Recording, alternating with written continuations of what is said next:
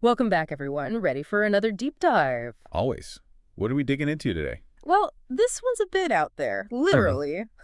Do tell. We're going full X-Files today, but British style. We've got declassified files from the UK Ministry of Defense, all about a huge wave of UFO reports back in 2008 and 2009. Wow, from the move themselves. That's not your usual internet forum fodder. Nope, these are reports from everyday folks, even some from soldiers, convinced they saw something truly otherworldly. I bet. So what made these years so special?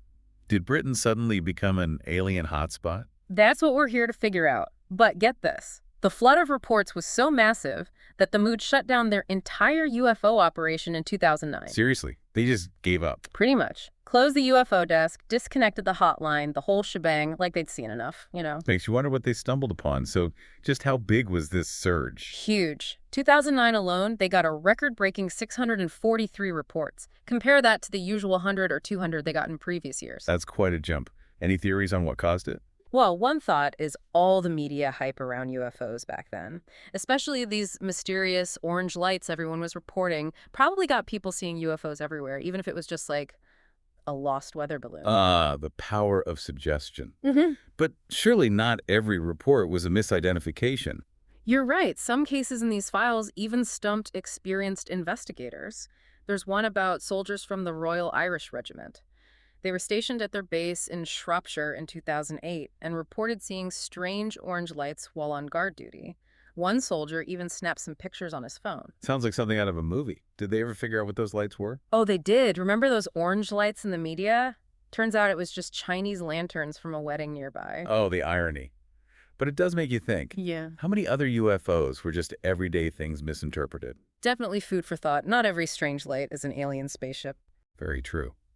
But even setting aside the misidentified drones and weather balloons, there's something fascinating about the human side of these stories. People from all walks of life, all convinced they've witnessed something extraordinary. Absolutely. It's those personal experiences that really bring these files to life. Right. There's this mix of excitement and fear, even some humor sprinkled in. Like, you've got this sincere little girl who writes to the mod with an alien drawing, demanding the truth. And then there's, The woman who thought a ball lightning explosion in her kitchen was an alien spaceship self-destructing? that's the one. Shows how we try to make sense of the unknown, Yeah. especially when we're dealing with something we don't fully understand. Speaking of trying to make sense of things, what about all those blurry photos people sent in? Tons of lights in the sky, each one claimed as an alien visitor. Oh yeah, the files are full of those. What's interesting is that often people didn't even notice anything strange when taking the photo. They'd only see something off later after looking to the pictures. Maybe all the UFO talk in the news had something to do with it. So they were looking for evidence to confirm what they already believed. That's fascinating. It's called pareidolia. Our brains are wired to see familiar patterns even in random things, like seeing animals in clouds or faces on Mars. So those blurry lights could just be our brains playing tricks. Possibly. It's a good reminder that our beliefs and the information we consume can really shape how we see the world, especially when it comes to something as mysterious as UFOs. True. But not every report was about blurry lights or misidentified objects. Some went way beyond that. You're right, we had the orange lights as a common theme, but some people reported direct contact with aliens, abductions, even telepathic messages. Okay, now we're entering some seriously uncharted territory. How do you even begin to wrap your head around those claims? It's a tough one.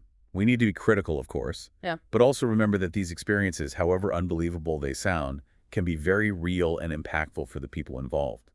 We need to approach these stories with respect. You're right, it's all about finding that balance. Healthy skepticism, but also open to different possibilities.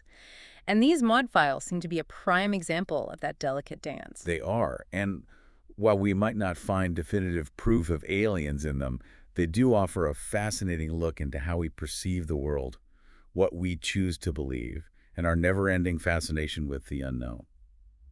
Yeah, it's amazing how these files straddle that line between explainable and totally unknown, and you can really see that tension in how the Mahdi handled all these reports. Yeah, it's not like they ignored everything. They had a whole desk set up, a hotline even, and they did some actual investigations too. So what was their take on UFOs? Were they secretly hoping to meet some little green men? Officially, no threat to the UK, they said. No evidence. They were more worried about identifying planes or objects that could be a risk, for national security. So more about ruling things OUT than finding ET.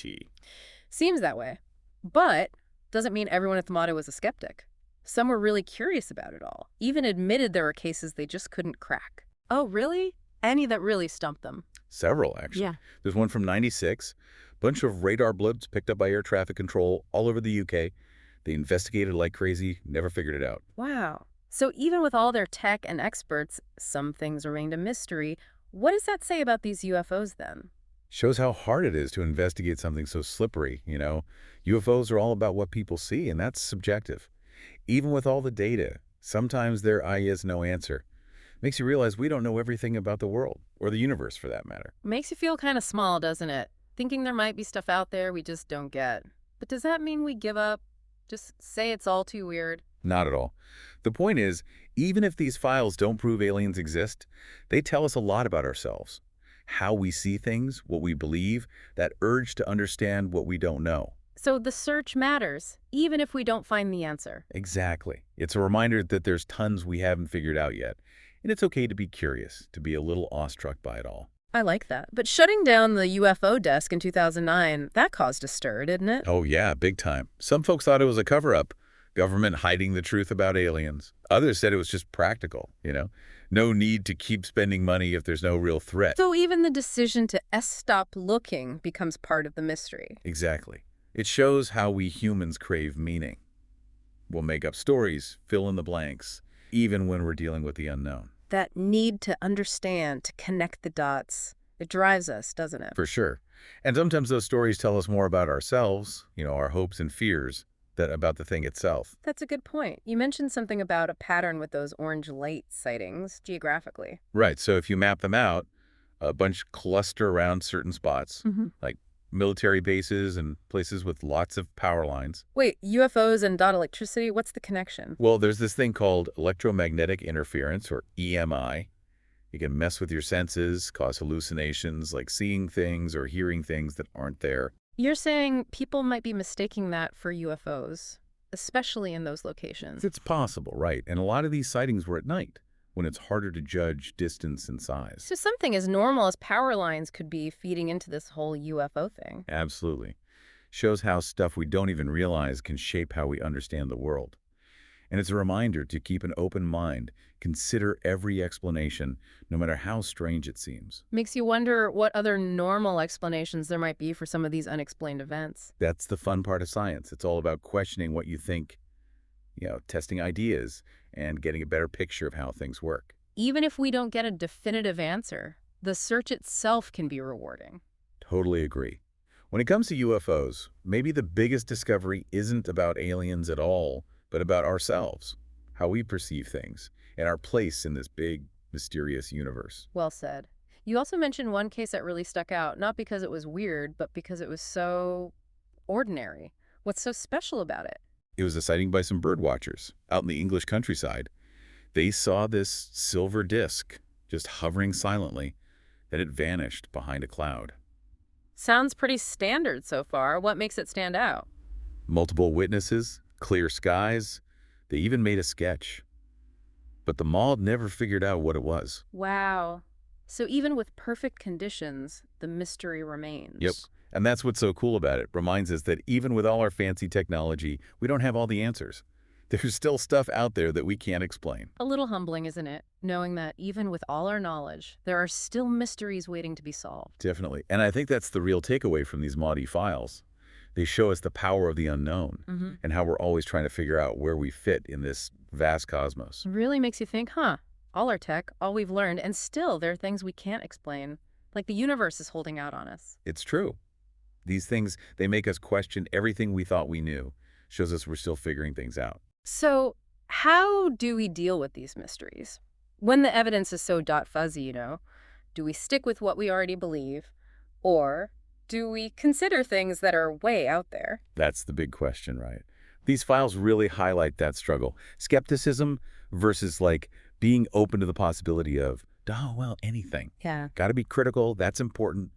Rule out the normal stuff, not jump to conclusions. Can't just yell aliens every time someone sees a weird light. Exactly.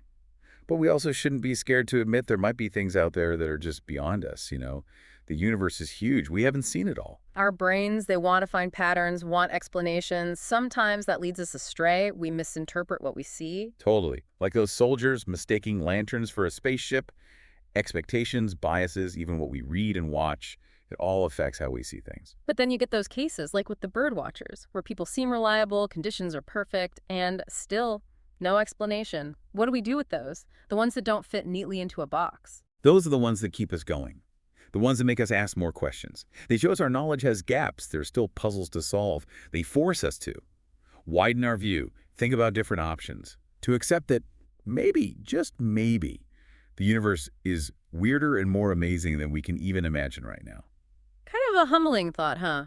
That even with all we've got, there's still so much more out there. It is. And it's exciting. It means there's so much left to find, so much to learn. So, as we wrap up our deep dive into these UK X-Files, what's the one thing you want our listeners to take away? I think it's this. Whether we ever prove aliens exist or not, the search itself is important. It makes us rethink what we know, explore new ideas, and in the end, it helps us understand the universe and where WE fit into it all. Whether you believe in aliens or think it's all nonsense, there's something in these files for everyone. Nicely said. Who knows? Maybe someday people will figure out what's really in these files and solve the whole UFO thing. But even if that never happens, it's the searching, the wanting to understand that matters. Couldn't have said it better myself. And that, my friends, is what the deep dive is all about.